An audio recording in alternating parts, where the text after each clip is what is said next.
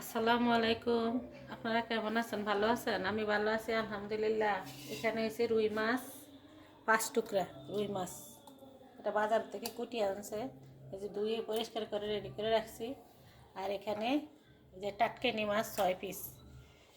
আর এখানে হয়েছে রসুন, লবণ, পেঁয়াজ, কাঁচামরিচ, টমেটো, ধনিয়া পাতা, জিরা ধনিয়ার গুঁড়া, হলুদের গুঁড়া, মরিচের গুঁড়া, তেল, পানি। এখন দেখেন আপনারা আমি কি করি। প্রথমে দিয়ে দিলাম পেঁয়াজ,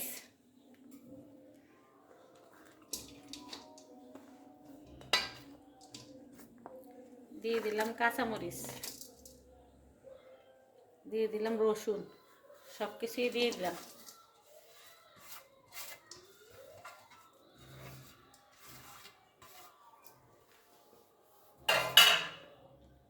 এখন আমি এভাবে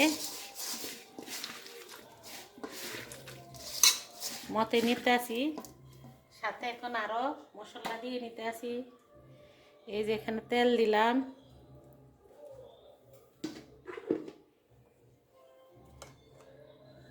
মরিচের গুঁড়া দিলাম,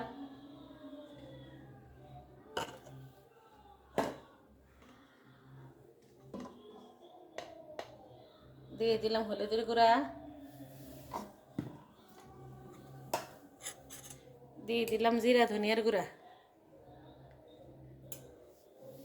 একসাথে এখন এভাবে মেখে নিব।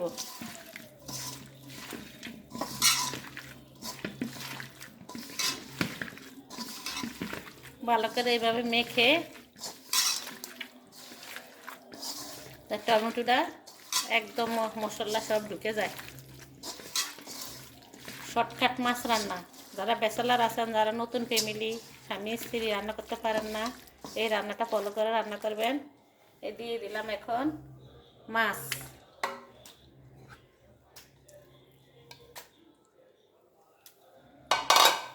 এখন এই মাছ এভাবে মাখবেন ভালো করে।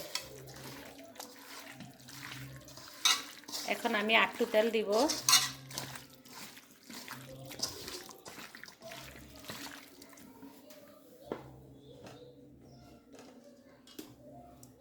এই যে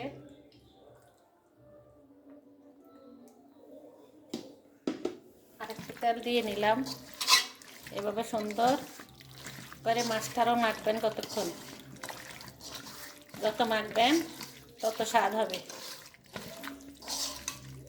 দেখছেন মশলাগুলো সব মিশে গেছে।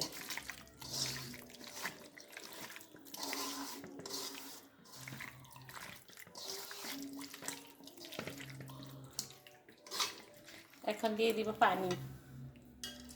সন্ধ্যা রাত্রের আর ভোর রাত্রের রান্না আজকে। একটা মাছ ভাজা করলাম না, একটা মাছ এইভাবে রান্না করতে আসি। প্রত্যেকদিন এক খাবার মনে চায় না খাইতে।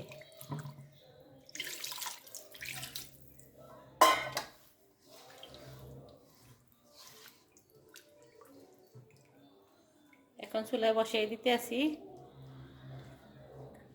বিসমিল্লাহ।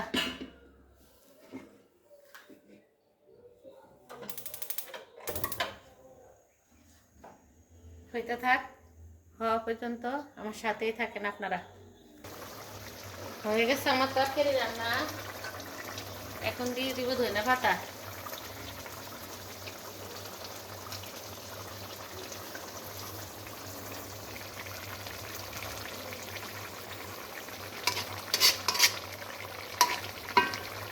চুলা অফ করে দিলাম।